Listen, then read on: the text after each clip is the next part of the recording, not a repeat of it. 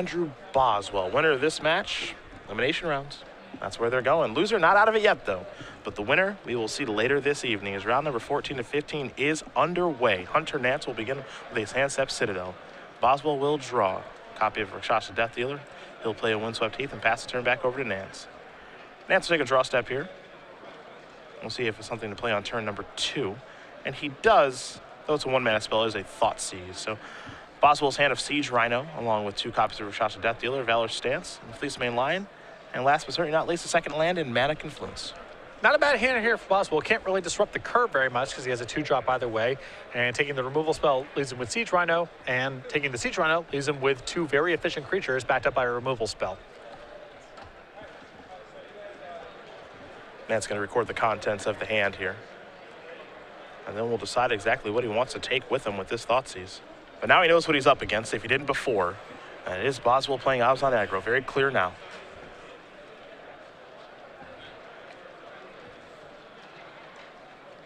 Oh, a tough decision. A lot of good options, and Siege Rhino going to bite the dust.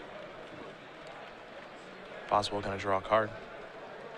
Scoop up that hand.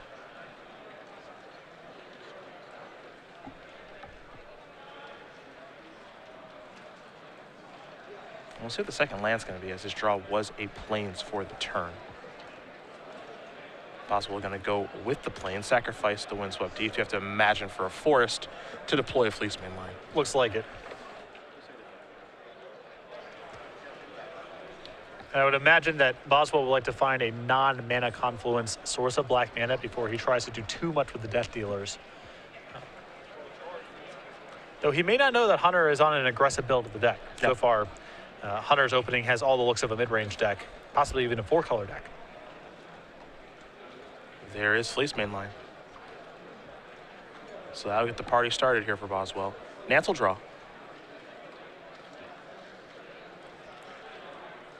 Just one card that adds such a new dimension to this matchup is Valor's Stance. There is a Death Dealer. And no third land here for Hunter. So Boswell will draw. There's the attack Fleece Main Lion. Simple yet effective, as Nance goes down to 15. Sandstep Citadel. That'll be the black source, but Boswell looks like he may have made an error there, perhaps. Not playing Mana Confluence in the Death Dealer. Well, he gets to leave up the Valorous Stance this turn and be in a position where he gets to play the Death Dealer with 2 mana up. I'm not sure it's necessarily a mistake. His mana curve is a little clunky either way. That might be the turn where he's happy to just let it go. Here's the attack. This is a Bile Blight. So bye-bye Fleece Main. But here comes Death Dealer. There's a Mana Confluence. Pass the turn back. Nance will draw. Still some mana issues here for Hunter, however. Draws a Siege Rhino for the turn. You can see his hand. A lot of expensive spells. 2 copies of Anapheniza. At least 1 Hero's Downfall over there. But here's an attack.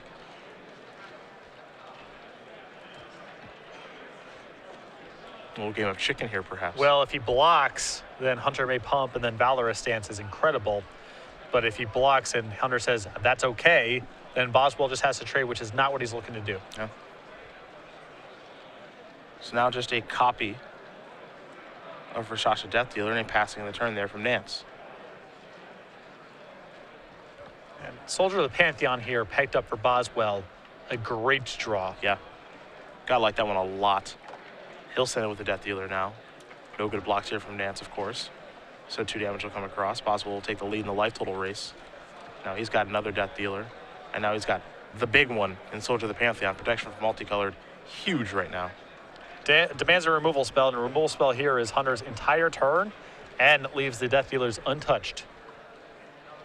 Looks as though Tasker was the draw there for Nance, so all he can do is pass the turn back over to Boswell. And Boswell will draw another copy of Soldier of the Pantheon. Not bad. Again, what makes this so interesting is how is Boswell supposed to move forward?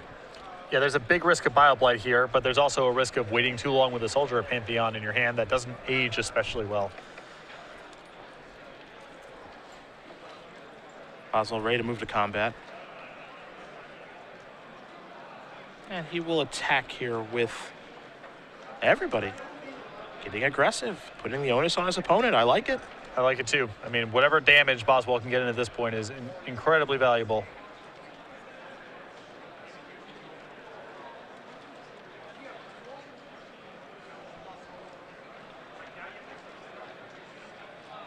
And I do like this double block from Hunter.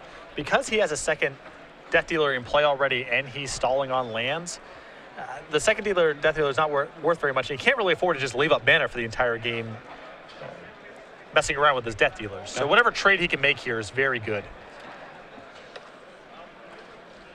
So Death Dealers will trade. Some damage will be dealt. We'll see if Boswell wants to deploy another soldier or not, and he does not. Not comfortable doing that with Bile Blight being a card that Nance does have access to. I can appreciate it, you know. I think that if Hunter does not use a Bile Blight this turn, that might be the sign for Boswell to deploy the second soldier. Now that he's drawn another one, I think he'll definitely deploy at least one after combat. There's the attack.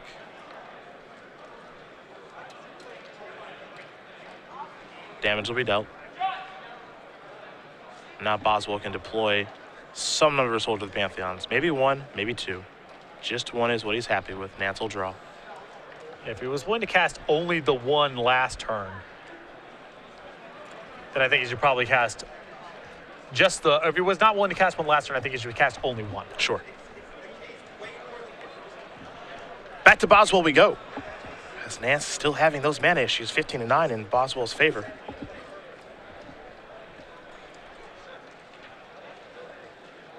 Red zone, it's a simple attack here. Those are unblockable. All Nance can do is shrug her shoulders and say, yeah, I'll take it. And now Boswell with 3 mana will play an Anafenza and simply pass the turn back. Nance will draw. And it's the mana issues that have doomed Hunter this game. That Temple is very late to the party, leaves that card on top, but you see his hand, it's very powerful with Tasigur and Courser and Siege Rhino. And there is Tasigur.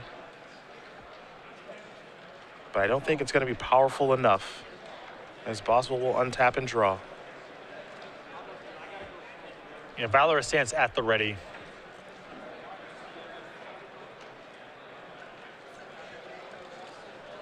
There's a land. Everybody into the red zone. Put the counter on the Death Dealer from Anafenza, and it's going to be a lethal attack. Andrew Boswell's going to win game number 1 here over Hunter Nance. Obs on aggro.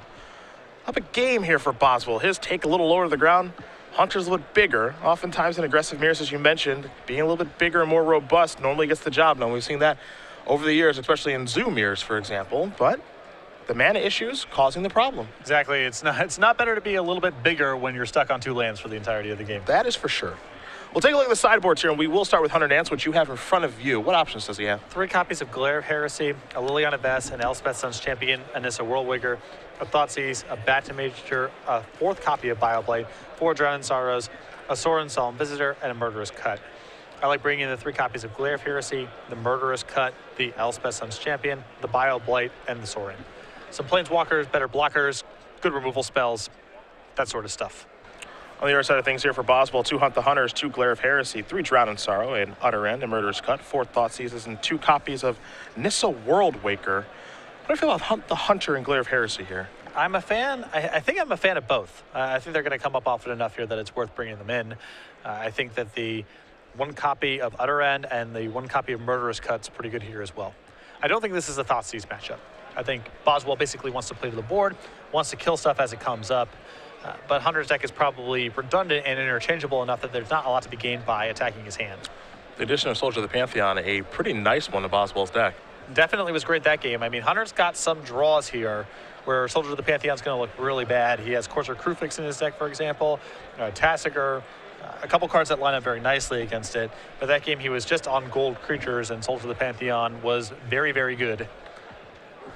Well, these players are going to shuffle up here for game number 2 in the Obs on Aggro mirror, but we will talk about the winter collection here for Star City Games. We've been rolling out a lot of creature collection stuff over the years.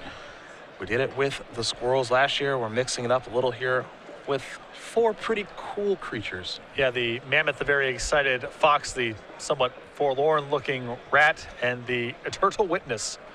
All here available on card sleeves, playmats, dice bags, StarCityGames.com/creature collection to order your stuff today. Got a problem with the rat? It just looks a little, I mean, maybe I'm misinterpreting it, but it just looks a little, not sad is too simple. It's a complicated face. I don't Lost. know. It's like Macaulay Culkin in Home Alone when he finds out the parents aren't home. That's what the look is. It's the look of an existential crisis. That seems a bit much. Well, whatever. I'm telling you what I see. Again, misinterpretation. That's what's great about art. It's up to the person viewing it to interpret it. That's true. And interpret it you did. Game number 2 going to be underway here between Boswell and Nance. Nance will be on the play, presumably. Or at least have the option.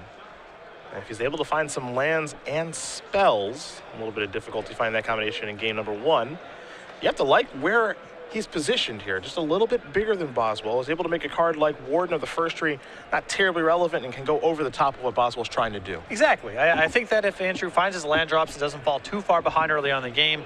Once we talk about both players at 4 mana, 5 mana, I think Hunter's deck is much better in the matchup. And Boswell able to run Nance out of game number 1. That's part of what playing aggressive decks can do.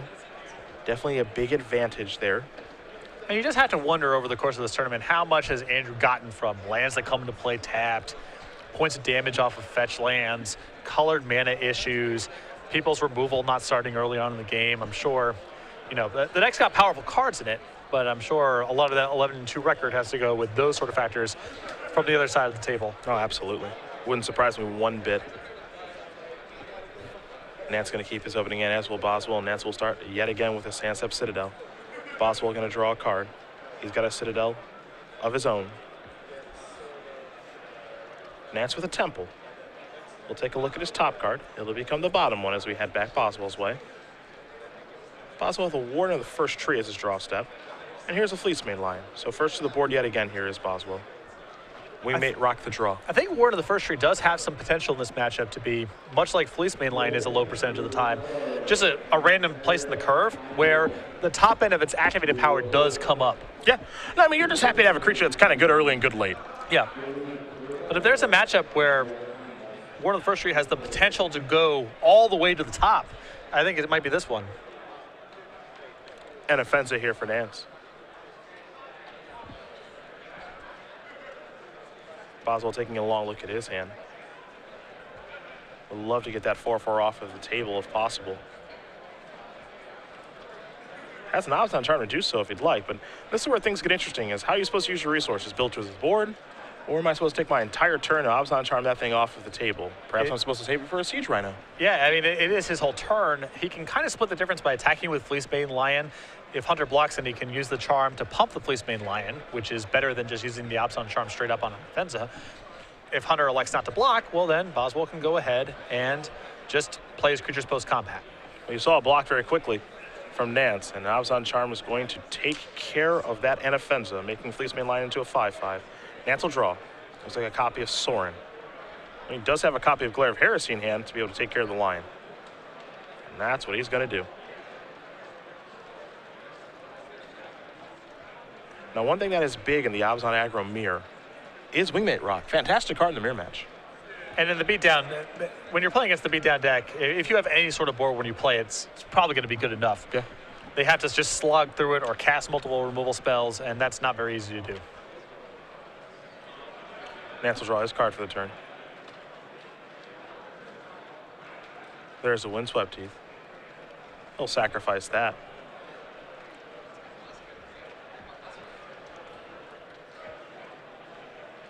Time for a Plains. But the challenge of getting ready to go off in this matchup is tough for Hunter, because he's going to be on the back foot a lot. He's going to have to be the one blocking. Hero's Downfall and Glare of Heresy at the ready here for Nance. Removal spells aplenty. There's a Glare. There's a Downfall. Get these creatures off the table. Happy to trade resources in this fashion as we head back Boswell's way. Soldier of the Panther on the draw here. However, this is kind of what you talked about, where Warden can play a much bigger role than normal here. It's going to be a 3/3 by the time we get to Andrew's next turn. He'll probably have some mana left over to go to the second level, and then we're a land away from the top rope. And Glare of Heresy won't get the job done. Hero's Downfall will, but it forces him to have it right away. It's one of those things where, you know, if he has a removal spell, then whatever. And if he doesn't, he's just dead. A Temple. Top card going to stay on top.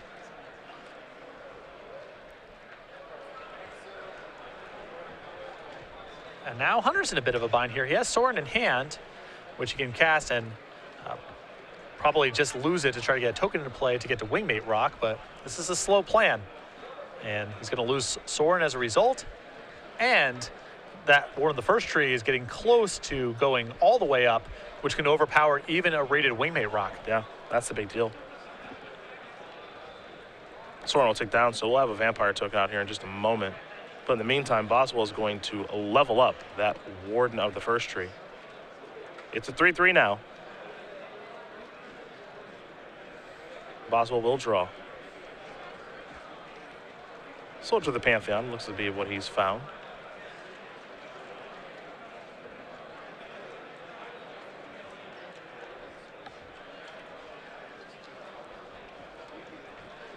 And I think Andrew is trying to find an attack that will induce a block from the Vampire token on the Soldier of the Pantheon, because he doesn't want to lose both of his soldiers to Bioblight. So if there's some way he can make it attractive for Hunter to trade the token with the Soldier while still killing Sorin, I think that's an attack that Andrew would really like to make. I don't know if that exists. Yeah, me either. But if he can find it, it's worth a lot to him. Because he can spend 4 mana going to level 2 with the Warden, cast the Soldier, and then be a land away from going ultimate and not worry that much about Bioblight.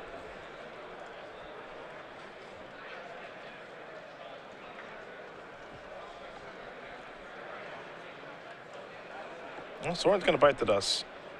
Predictably, no blocks there from Nance.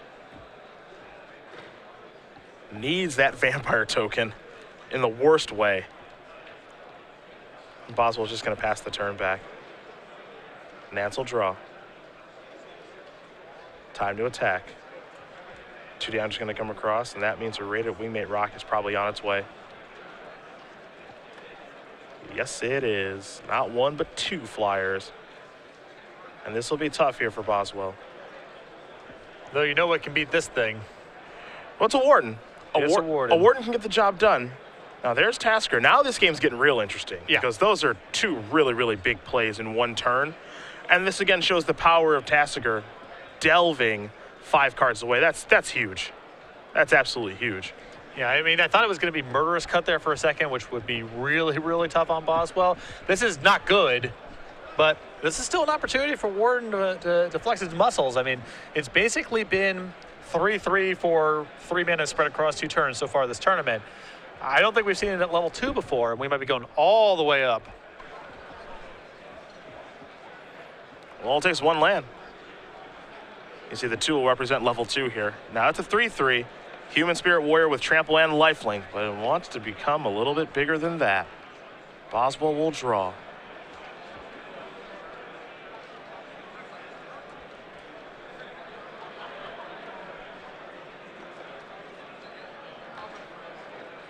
There is a Sansept Citadel. This is a Valorous Stance. That'll get Tassiger out of here. I mean, this is kind of removal spell or bust right here for Hunter. Yeah. He'll have some turns after it to draw out, but I mean, Warden's going online next turn, and it's going to be hard for Hunter to race that. And Hunter's taking a look now to see exactly what does this thing do? How big is it? The answer is a 3-3. A lot of text on that card. But at the end of the day, when it hits its ultimate, it is a huge creature, an 8/8 trampling lifelinker. It's tough because Hunter has a play where he can hold back on defense and hope that Boswell won't attack. But at that point, he's susceptible to just removal spells. I mean, yeah. And now it looks like another SCG first. So many firsts this weekend. For sure. I imagine Boswell thinks things through a little bit here on if it's appropriate to activate the 3rd ability here on the Warden. What my opponent could possibly have, but be surprised if he didn't do it. Well, the 3/3 trample lifelink is not worth very much right now against this 3/4. So Boswell's hand is forced. Force it is. It's time for that to grow. 5 counters on top of it. Here it comes. It's a big hit for 8. And don't forget, that third ability you can activate multiple times, unlike Figure of Destiny. I suppose Figure of Destiny's third ability, you can activate it multiple times as you can kind of go up and down the Figure of Destiny chain, but there's really no reason to. With this, there actually is a reason. Yeah, I was not aware of that subtle difference. And I think that Andrew's found a good use for 6 mana for the remainder of the game. That's true. That's true. Let's see what Hunter's drawn. It's Anissa. And all this stuff's okay, but Yeah. I mean, War of the First Tree is overpowering a lot of 5 mana plays.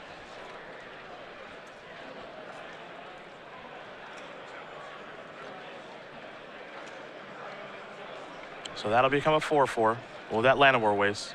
I mean, next turn he pumps it to a 13-13, and Hunter only has 12 points of power in play, so he can't even block this thing next turn with the board he has. So all he can do now is attack, gain a little bit of life from the Wingmate Rock trigger. But he's empty-handed. Chump block the Trampler, never really a good spot to be in. Not great, no. And Boswell has no reason to pivot until Hunter gives him one. Exactly. I mean, even if Andrew draws Siege Rhinos and stuff, just keep pushing into the Warden here. If Hunter rips an answer, then you have some stuff in reserve. Boswell going to draw. See his hand of Glare of Heresy and Soldier. Does beg the question if he knows the interaction with Warden, the fact that you can't activate the third ability multiple times. I think we'll find out pretty quickly. Yep. I mean, in some respects, it doesn't really matter because Hunter has left enough back on, not enough on defense where Andrew's not attacking regardless, but the Boz is a studious man. I'd be surprised if this was something he was unaware of. And, you know, last time we watched him play, too, he wasn't giving out free tickets to the gun show, but no. Now he is. Means business. Yep. He knows what's on the line.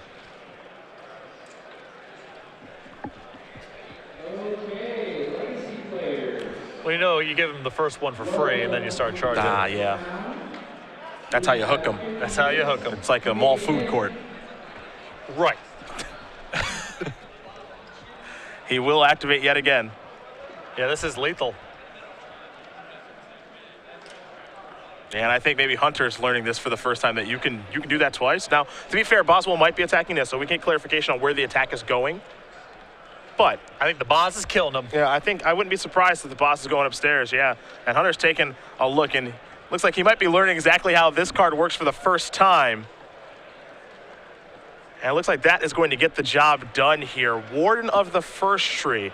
A card that has been compared to Figure of Destiny quite a bit. It's not the same card, but it's still a pretty good one. Moving Andrew Boswell into the top 8 here with Abzan aggro. He wins this match over Hunter Nance 2-0. I would argue that it was a lot better than Figure of Destiny would have been that game.